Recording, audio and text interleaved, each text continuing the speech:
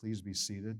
In your bulletins this morning, there is a page of notes. I pray that you'll pick that up and that you will grab a pen. If you don't have one, there's some in the back. We would be more than happy for you to pick up a Grove pen. Today we're talking about a subject that's apropos, and that's the topic of poverty and welfare. And where should we stand, and what should we think, and how should we act, and how should we respond to all of these things? I mean, that's what we're about this morning. So dig in. We're going to move. There's a lot to say, and I just praying that you'll and that I will hear God's word. Many years ago, our church in Phoenix was expanding our mission program. Our determination was to join the Joshua Project. The Joshua Project was a group of people who were looking to make sure that every people group on the planet had some way to get to the gospel. At that point, there were 1,700, if you can imagine, 1,700 people groups that they didn't have the Bible in their language. They had no preacher. They had no church. There was no way to take the gospel into those places.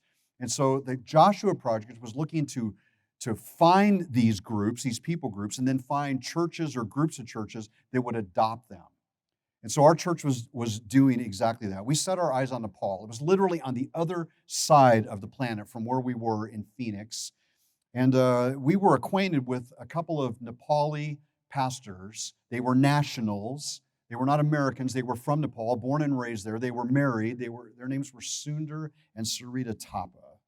And with their help, we were going to choose a people group in Nepal to adopt and to pour into, to help bring the gospel through them to their people. Now, Nepal, if you don't know, is a small little long bean-shaped country that's sandwiched to the north of India and to the south of China. And it's one of the most unevangelized countries in the world. Until a few years ago, the country's official name was the Hindu nation of Nepal. And because of that, it shouldn't surprise you that 81% of the people that live in Nepal are Hindu. 9% of the people in Nepal are worshipers of Buddhism, which is a cousin of Hinduism. The Christians in Nepal make up less than 2% of the population. And that makes being a Christian in that country incredibly difficult. People in Nepal who choose to live under the authority of Jesus, under the authority of God's word, and follow God, find themselves persecuted. And I mean persecuted. I mean beat, whipped, jailed, killed. Now, recognition of the Hindu gods is literally everywhere in Nepal. Of course, with 350 million gods, you would expect to see temples everywhere. And let me tell you, there are temples everywhere, countless numbers of them. Every dome that you're looking at in this montage of pictures, every one of these little peaks or domes is dedicated to one of the 350 million Hindu gods. And everywhere you go, these temples and these shrines exist. But it's not just temples. You can hardly take 10 steps in Kathmandu without coming into contact, walking past some idol, walking past some shrine to a Hindu god. I mean, they are everywhere. Business owners have them at the entrance of their places of business. Sometimes they're just like right in the middle of the street, so that you have to like literally stop to walk around it. The darkness and the lostness of this country as they are seeking to please these angry gods of Hinduism is just really overwhelming. Everywhere you turn, you're looking at a sea of people who are lost. And I mean lost, like going to hell lost. There's millions of them. But equally striking in this country is the poverty. Now, I know in America we have people who are considered impoverished, but in Nepal, when you are impoverished, it's on a whole new level, a whole new realm. It's what some would define as extreme poverty. How do you define extreme poverty? Well, how about this? Extreme poverty is a situation in which one lacks even the necessities of life, where malnutrition and suffering and hopelessness are constant, where death by starvation is a real threat. I don't know many people living in our city, in our realm that are literally at that point, that they're literally starving to death. But in Nepal, there are places that are like that. This defines the country. This is how the vast majority of people in Nepal live. Now, when you look at this scene, I know you see a couple of high rises that are maybe some apartments, maybe some places of business. But what you find sandwiched all around this is abject poverty. And when you look at this picture, what I want you to know is you're not looking at 10 homes. What you're looking at is 150 homes. These homes are one room. They're like 12 feet by 12 feet. And in that one room is everything. There's a living room, there's a kitchen, there's a bedroom. If you have kids, then there's kids' bedrooms. I mean, everybody is in this one room, and this is it. This is home. There's shanties. If you're fortunate, you have some corrugated tin to put on the roof to help keep the weather out and the rain out. That tin is typically held down by old bricks or old used tires. If you can't afford that, then it's plastic tarps that are laying on the roof. The house is made of sticks, literally. If you can find some lumber, it's 20, 30 years old, and it's in the process of literally rotting away. And it's held together by tape and baling water and plastic. The floors in these homes are dirt. So when it rains, it's mud.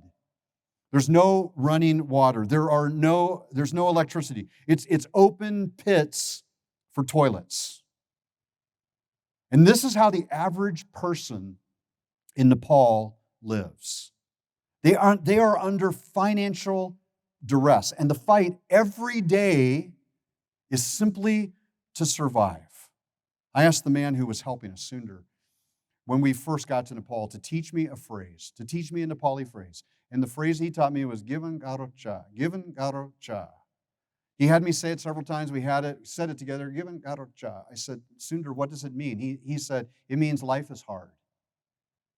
Of all the phrases that somebody could teach you, like, where's the restaurant?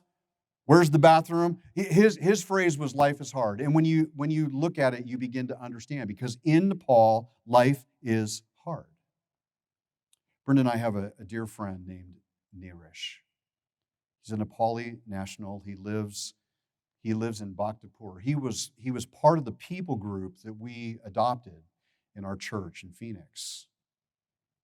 Now, I've just got to tell you, as an American, I've never considered myself rich. I mean, seriously, when you look at our bank account, it's missing some zeros, at least in my opinion. If you were going to consider us rich, you would have to add some zeros to the left of the decimal point. You know what I mean? And then maybe. But the comparison, really, for us is really not fair. The comparison is not to the rich who are among us. Really, the comparison should be to those who are living in extreme poverty. Back in 2004, we brought Neerish to America. He's sick. This young man has epilepsy. He has seizures. He has a seizure disorder. And the doctors and the testing and the drugs available to him in Nepal are about nil. First of all, I mean, the medical advancement in that country is not great. Secondly, if you could find a doctor, he could never afford a doctor. He could never pay to go to the doctor. So what we did is we brought him to America. We bought a plane ticket and we brought him. He stayed at our house as we did this. The $2,000 plane ticket was equal to 18 months of his salary. We paid for his doctor visits, all the testing, all the drugs. It cost $20,000. For Neerish to find that kind of money, literally, it would have been 15 years of working and doing nothing but putting it into that fund, simply to go to the doctor. Think about that. But the thing that spun my head in circles was an event that occurred when we finally got to America. We got to our church. Our car was waiting for us. We got in our car, which was a Lexus 400 sedan. Neerish got in our car. He had never been in anything like that. We drove to our home. As we are driving through the city of America, and he's Phoenix, and he's seeing it for literally the first time. I mean, his eyes are about as big as saucers. And then we pulled up into our house. Neerish lives in a little one-room shanty. And what we were pulling up in front of, this 3,000 square foot, beautiful home with tile roof. I mean, literally to Neerish, it was the Taj Mahal. And he could hardly believe it when he got into the house and looked out the backyard and saw an in-ground swimming pool with a jacuzzi. Now, when I walked into the house, the guy that had been house sitting for us and watching our kids while Brenda and I were gone for this 3 weeks reported to me that we had had a problem with our sprinkler system. And so I went out to the front yard and he said it's leaking and there's a lot of water. So I went out to the front yard and I pulled up, the little plastic piece that was, where all the valves were. And sure enough, it was filled with water. I did some assessment and I figured out that I had a couple of valves that were leaking. So immediately, I mean, we got home in the early afternoon. So immediately I got to take care of this. So I'm jumping in my car, and Neerish is saying, "Can I go with you?" And so we jumped in my car, the Lexus again, and we're on our way to Sprinkler World. I mean, you talk about being a fish out of water. This guy, what are sprinklers? Wait a minute, you have an automatic system underground that when you want to water your lawn, it just works on electricity and it just does it automatically? Yeah. So we get to Sprinkler World. You walk into this warehouse, it's like 4 or 5 of this building right here. And it's all they do is they sell sprinkler stuff. We walk up to the main counter. There's a guy there. "Can I help you?" Tell him exactly what I need. He's making quick notes. I mean, again, Neerish's eyes are about this big around. And the guy disappears into the stacks for about 15 minutes. He comes back with a little plastic box. He says, "Here's this. Here's the valves. Here's the plastic. Here's the couplings. He shows it to me. It's everything I needed. He puts it onto the computer. I give him my credit card. He swipes it. Deal done. I'm walking out to the car. I'm starting to pull this off the counter. And Neerish says, no, give it to me. He wants to carry it." So I put this into his hand, and we get out to the car. We get back in. Now we're on our way home. And this is the point where Neerish is opening up this box to try to figure out what just happened. And he's pulling out these pieces of plastic, and he's kind of flipping them around in his hands, looking at them. And then he pulled out the receipt. And I'm just telling you, that's when my heart sank. Because he's looking at a receipt that says, "I just spent $85 for pieces of plastic to put underground in my yard. And that represents more money than he makes in a month." Am I poor? Well, maybe when you compare me to other Americans, the answer would be yes. But when you compare me to the rest of the world, am I poor? Hardly. Poverty takes on a whole new understanding. Now, let's just be honest, friends. The world is filled with people who are living on a string. Their lives every day are in jeopardy. According to the World Bank, in 2017, 9.2% of the world's population, which, by the way, was just under 700 million people, lived on $1.90 a day. 24.1% of the world lived on less than $3.20 a day. 43.6% on less than $5.50 a day. Now, you think about that. Nearly half of the world's population, half almost, if they worked 7 days a week from sunup to sundown, never took a day off, never went on a vacation, never did anything but went to work, they would make $2,000 a year, or $167 a month, or $38 a week. $38 a week wouldn't even hardly cover the coffee bill of a whole lot of Americans. The reality is, when you start talking about poverty in the world, the stuff that rolls out of that is really overwhelming. When there isn't any money, then there's no clean water. When there's no clean water, there's sickness and disease. When medical care hardly exists, when the food supply is limited, and because of that, starvation is a reality. We've all seen the pictures. We've maybe even donated some money to the cause. And friends, what I want you to hear me say this morning is that the majority of the people in the world are living just like that, in extreme poverty. And it raises several questions that we need to put into our minds. As God's people here on earth, as God's ambassadors here on earth, we need to take some thoughts and check them out. The first one is this: what does the Bible say? And that question really boils down to this one. And I would encourage you to write it down. And that is, what does God think? Does God care about the poor? And the answer to that would be yes. God absolutely cares, and He expresses that care in several ways. First, the Bible tells us very clearly that God is mindful of the poor, and He calls His people to their defense. So many people see God as aloof, far off. Like He created everything and then He just moved off. Like He's got so many other things to do. So many people see God as like this supreme narcissist. Like He's in this faraway place, sitting on this throne where people are waiting on Him, and He just doesn't have time to think or care about anything that's going on around Him. That is just far from the truth. Proverbs 15:3 says that the eyes of the Lord are in every place. They're keeping watch on all the evil and all the good. Now, that verse speaks specifically that God is watching your daily actions about when you're walking rightly and when you're walking wrongly, when you're doing good, when you're doing bad. God sees it all. There is nothing that escapes His eyes in our life. But I want to encourage you to see the wide, expanding vision of God and think about this. That not only does He see everything about your life, the good and the bad, when you're making right choices and bad choices, He sees everything, which would include every person who is starving to death. And He cares.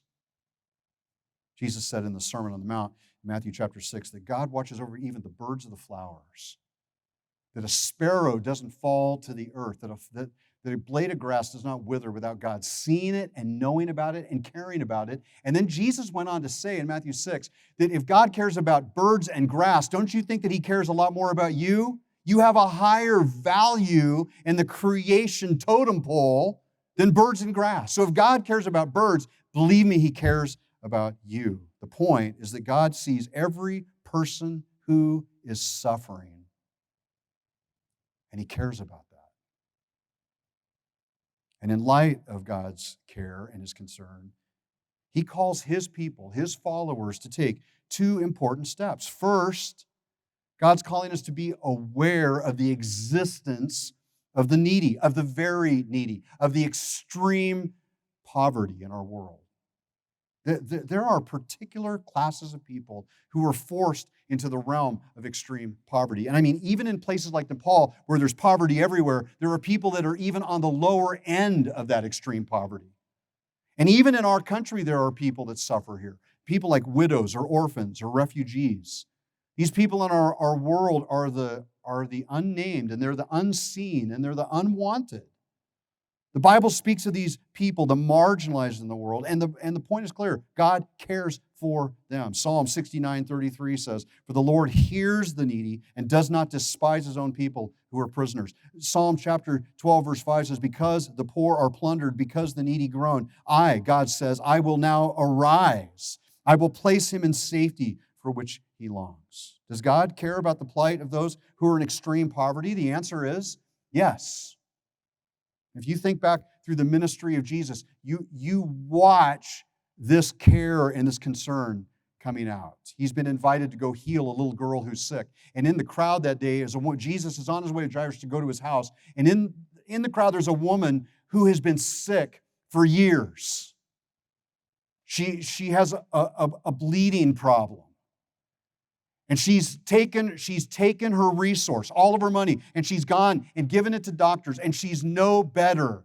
And she has come to the end of her rope. She's poor and she's broken and she's marginalized. And she sees Jesus and she knows if she can just get near him, if she can just touch him, it's going to be okay. And she does. She makes her way through this crowd. She beats her way through this crowd, and she literally just touches his robe, and Jesus just stops. Stops. He says, "Someone touched me." I mean, can you imagine Jairus, whose daughter is sick, and he's saying, forget that, come on, let's go. Jesus is stopping his day for this poor, marginalized woman. He healed her. John chapter 19, Jesus is taking time to take care of his mother, who's now not only a widow, but is going to be missing her firstborn son, who's supposed to take care of her. Jesus stops and turns to John and says, "You see her, Mary? She's now your mother. Look at your mother. And mother, you look at your son." He's the one. Jesus' ministry was about reaching out and touching people who were hurting, who were in pain, and that included the marginalized.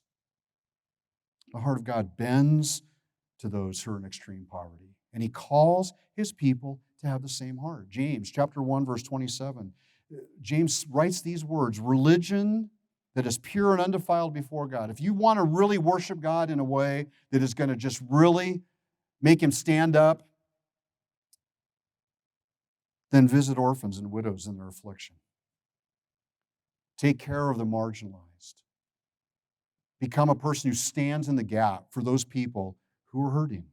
If you're close to God, your heart will become like his. I mean, that is the goal of our lives, that our heart becomes his heart, that his concern becomes our concern, that his desire becomes our desire. And that means that we need to grow up and to care about the things that he cares about. As followers of Jesus, we need to be aware of the people who are in need. We need to open our eyes. But being aware is not enough. God calls us to a second step, and that's to be careful to never treat these people unjustly.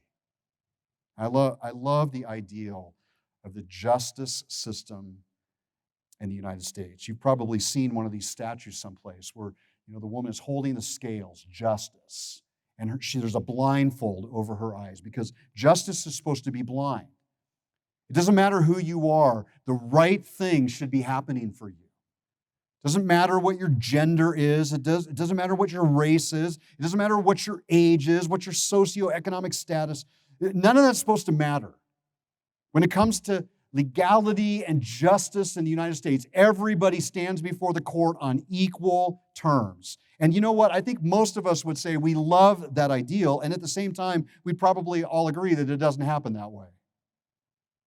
Because if you're wealthy, you can sometimes take advantage of the situation, take advantage of the system. You can have better lawyers and better representation. Oftentimes, the people that have a lot are treated differently in the workplace, treated differently in the court system, treated differently in general.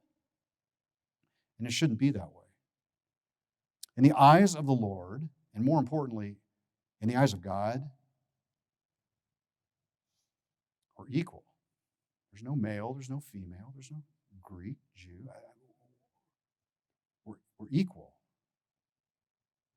God is equally concerned for you as he is for the people of Nepal.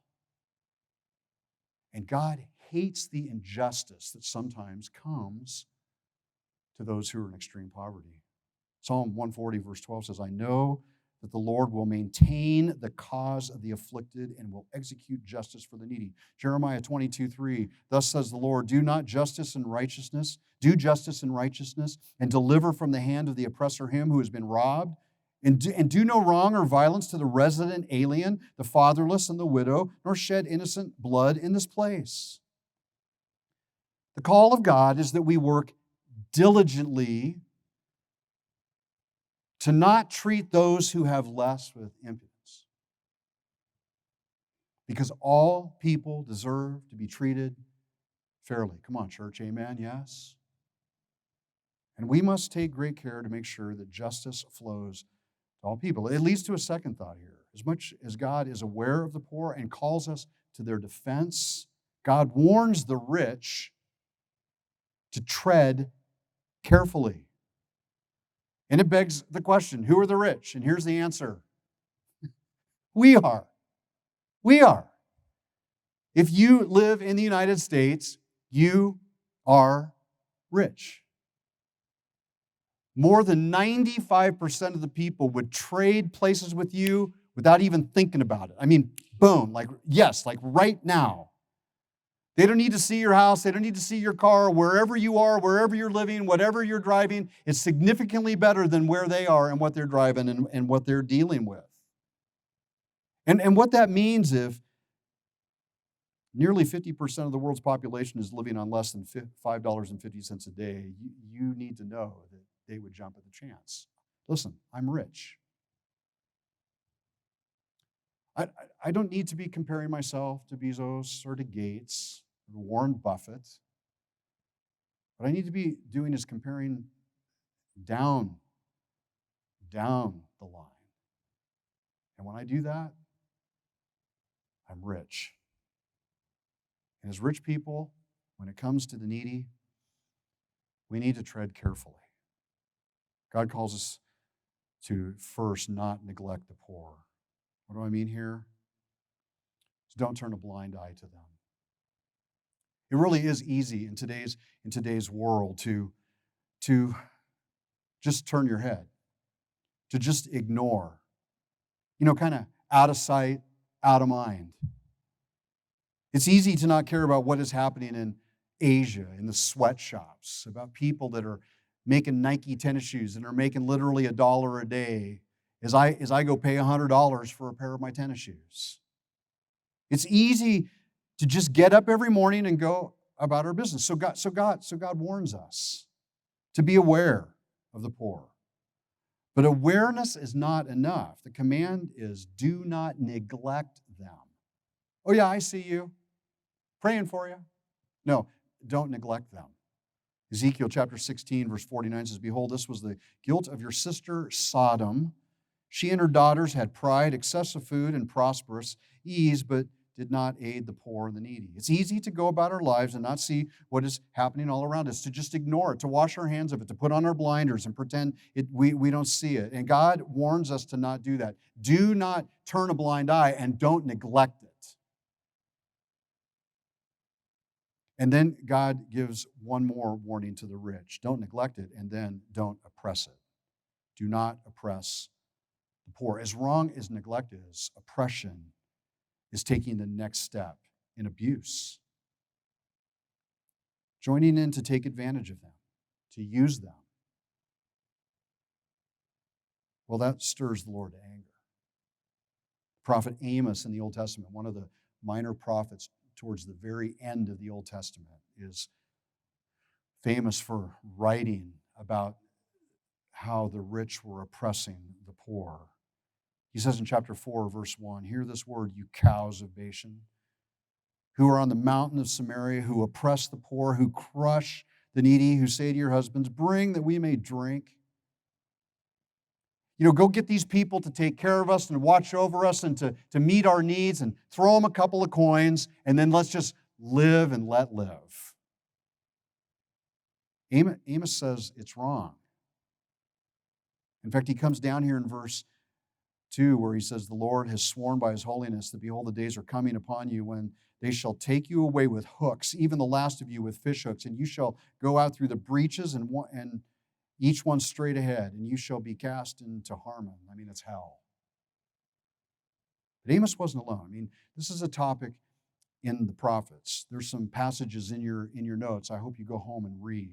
Using and abusing and oppressing people is wrong. And it's especially wrong when we are preying on weaker people, and God will not turn away from it. Which leads to the second question. What does God promote is the resolution to the problem? I mean, it's one thing to say the world's filled with needy people and extreme poverty. So what is the resolution to this? And it's an important question. If it's wrong to treat those in extreme poverty with contempt, and if it's wrong to turn a blind eye to their need, then what am I supposed to do? And I need to say three things here. First, government is not the solution. Remember the passage that we were talking through the passage is 4 weeks ago, that message on government. If you missed it, I would encourage you to go back and re-listen. The welfare state is not the help the poor in this world need.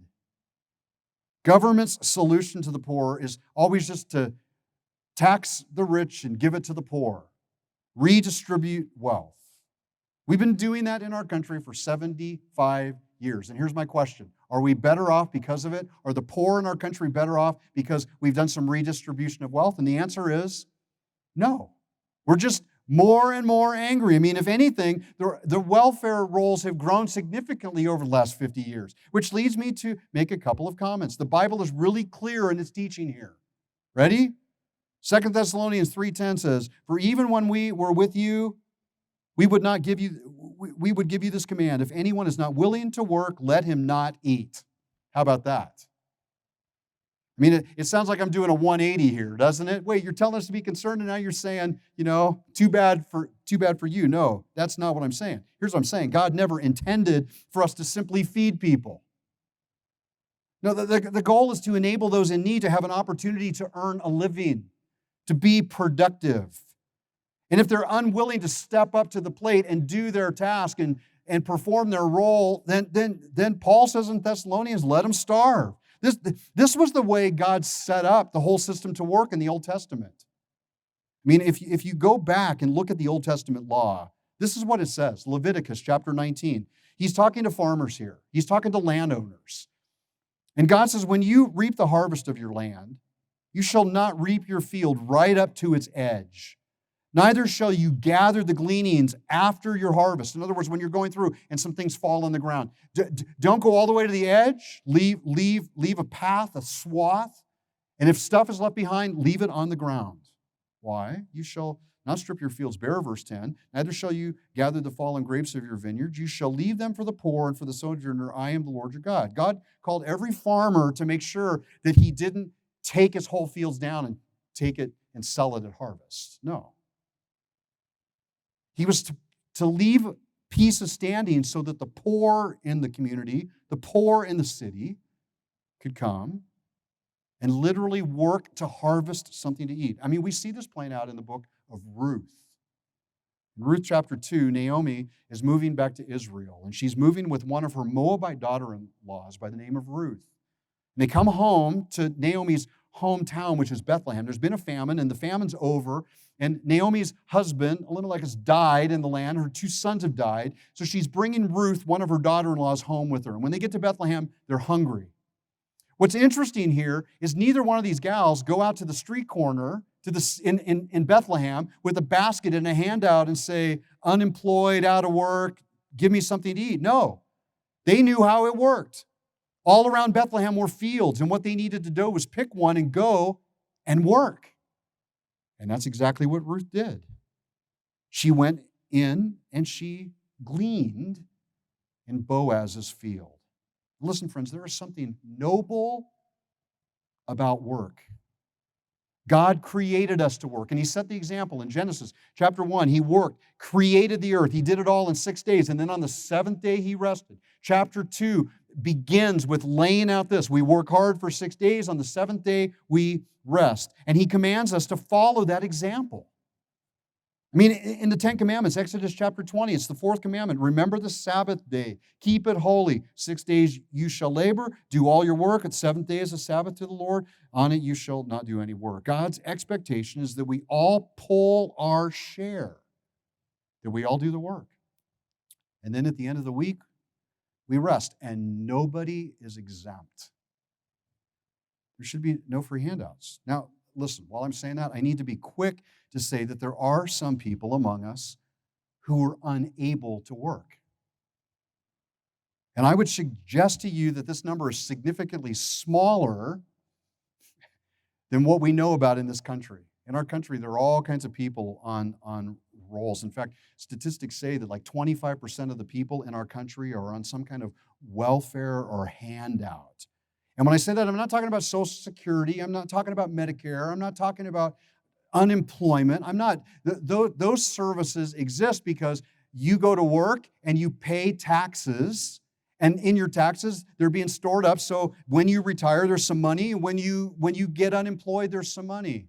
And we could have an argument about whether the government ought to actually be doing that or not. Go back and listen 4 weeks ago.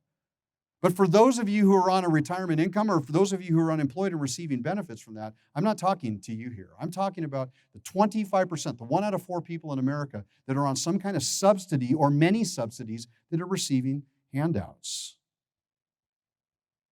And the Bible tells us it's not the role of government to provide those things. And more, we all need to work and carry our fair share. But listen, while I'm saying that, there are some people who can't work. There are some that are among us, and I've known some that are mentally ill. I've known some people that are just fragile.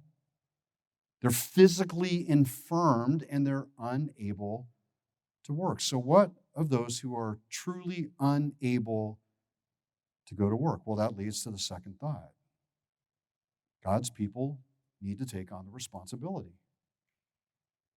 And I'm telling you, friends, this was God's intention. God has designated his children as the benevolent wing of society. It only makes sense. We live in a community. We know who the truly needy among us are. We're able to discern those who are working to scam the system. I've run across a lot of that in my lifetime. I'm sure you have too. A government that's located many, many, many miles away, that has no direct contact with the people that is supposedly trying to help, is not in any kind of position to do any of that. But those who live in the community can. And that's where God put the responsibility on the local church. Government takes care of the protection of its citizens and justice. The church takes care of benevolence, to make sure that the truly needy are provided for. So how does it work? Well, individual Christians must take on the priority of service. And we're coming right back to this passage in James again. Religion that is pure and undefiled before God the Father is this: to visit orphans and widows in their affliction. We become aware of what's going on. We become aware of who the truly needy are, and we invest our lives into helping those in our midst and in our realm that we can help. If we're truly followers of God, it's what we're going to do. Now listen, Christian, there are people in your life who need your attention. They need your love. They need your help, your support, your grace, your kindness. And the command of Scripture is that we would give it. And this command is not just for individual Christians. It's also extends to the church as a whole. The church must corporately be at work. And you see this happening in Acts chapter 6. In Acts chapter 6, there was a feeding program in the church, and people were bringing gifts to the apostles. They were laying them at their feet, and then the apostles were distributing those as people had need. And as this is going on, there's a feeding program that comes up, and then some widows are coming to complain. They're Hellenistic Jews. They're Hellenistic widows. They're Greek widows. And their complaint is this: the Hebrew widows, the Jewish widows, are getting all the help, but those of us who are Greek, we're not getting any. And it literally was at a point where it was bubbling up and it was going to explode.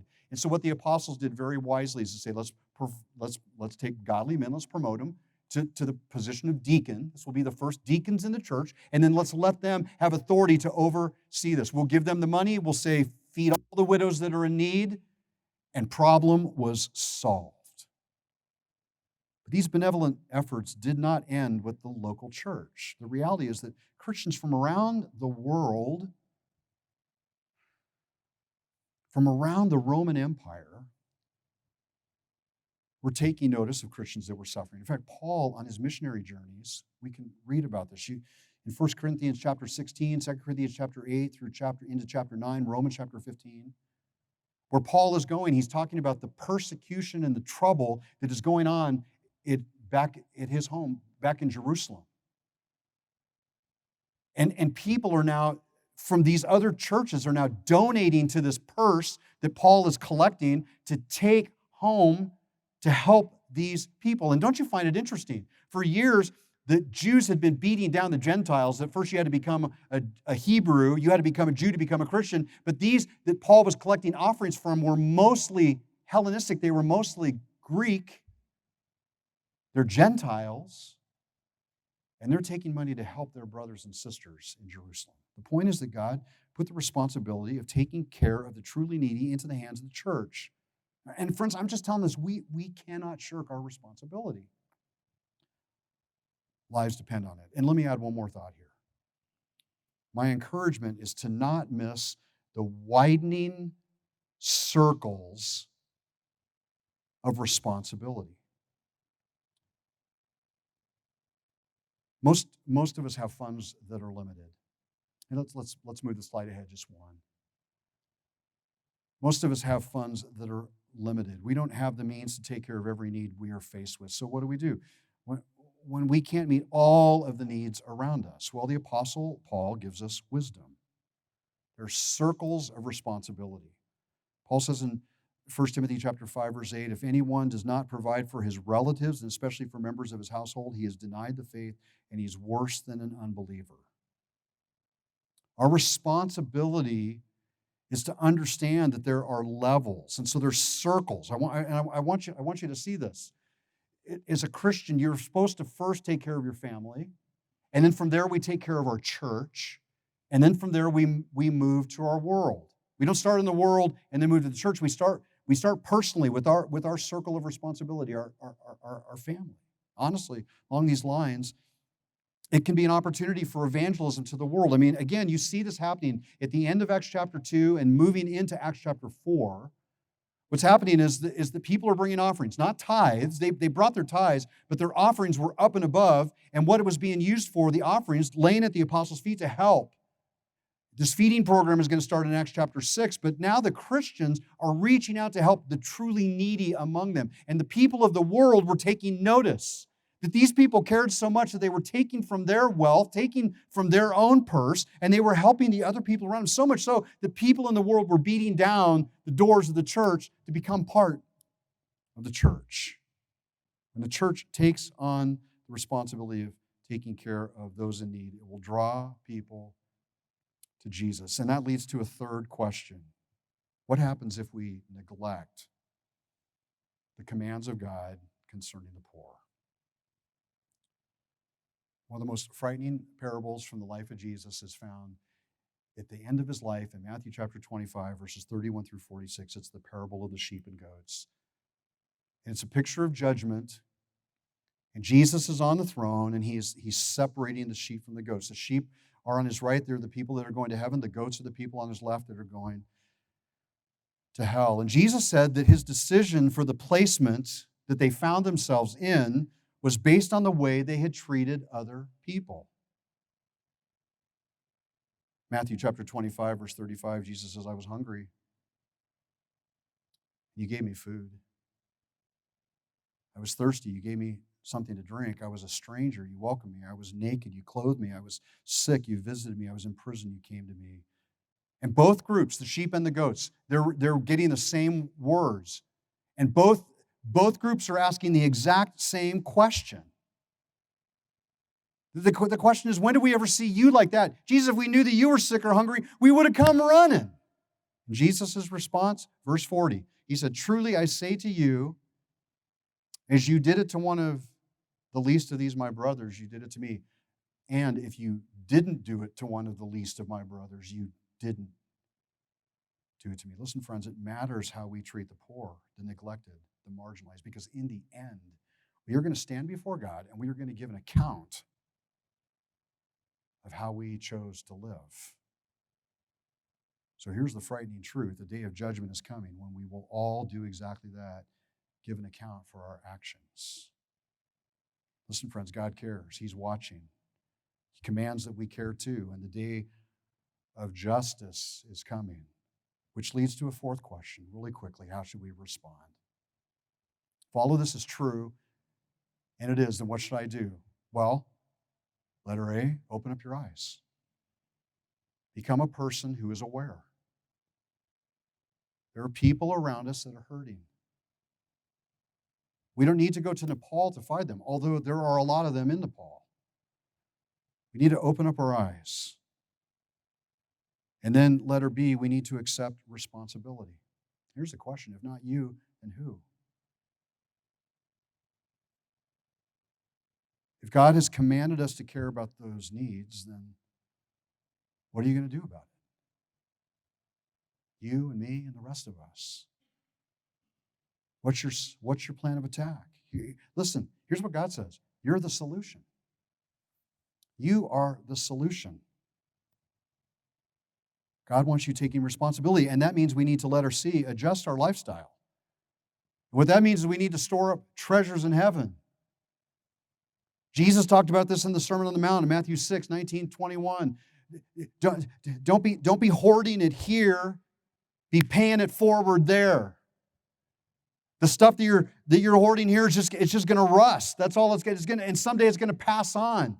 And someday it's going to belong to somebody else. You're not taking it with you. So don't hoard it up here. What you need to do is be storing it up there. And that means using your life, using your talents, using your resource. We ought to be adjusting our lifestyle. Because the day's coming when it's all going to come into account, which leads to letter D. We need to roll up our sleeves, and we need to get busy.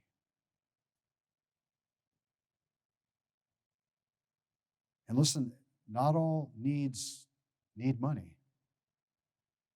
Sometimes they just need a hand, a prayer, an encouragement, presence, help. In Matthew chapter 26, verse 11, Jesus said something really interesting. He said, the poor you will always have with you. I know government in all its wisdom is offering a solution to the problem. We take all of your money and we'll redistribute it to everybody else. And it doesn't work. What God is calling us to do is to be people who are aware and come alongside and help. Help point in the right direction. Help train. Help provide a job. Help provide an opportunity to take care of the need. And it is our responsibility. It's not the government's. And because of that, friends, I don't care what government program exists, as Christians, we need to care. And we need to step up. We need to do something about that. Bow your head. Would you do that? And here's my question this morning. Do you know somebody in need? Somebody around you? A friend? A family member? Somebody who is hurting. And listen, I know in today's world, they're around us even more. The reality is that, like never before, people are struggling. And if Ohio is shutting down again, you're probably like me, you're wondering, what's going to happen? Well, friends, the church needs to be the church. Here's what I know. God's on the throne. My wife has been telling me for 45 years that he owns the cattle on 1,000 hills. And what he's calling us is to make a difference. What would happen in our community if this church stood up and said, count me in? Count me to be part of the solution. I want to help. Father, I pray that you'll draw us to you. Draw our attention to you. And Father, we might open our eyes and see the big picture. That you've placed us here purposefully to make a difference. And Father, it's our